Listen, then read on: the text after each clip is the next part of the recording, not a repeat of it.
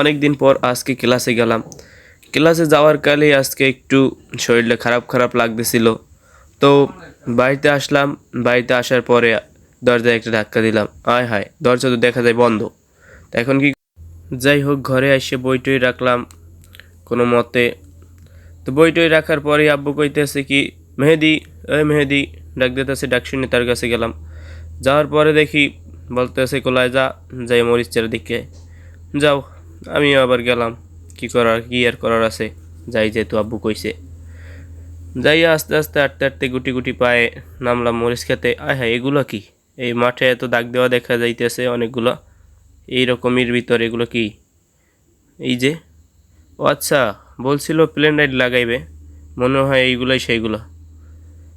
আহ, গ্রামেও এখন আধুনিকতার ছোঁয়া লেগে গেছে। গ্রামে এখন সবাই প্লেন রাইল চাষ করে। প্লেন রাইল চাষ করার এটা হয়েছে ভালো। তো দেখি মরিচ চারার কী অবস্থা। আয় হায় রে, এতে মরিচ চারা আদা মরা হয়ে গেছে।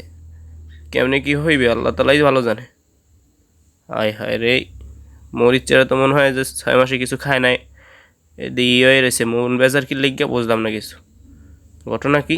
হ্যাঁ, যাই হোক, মরিচ চারা দেখার পরে একটু আশেপাশে নজর দিলাম। ওয়াও, কি সুন্দর দৃশ্য।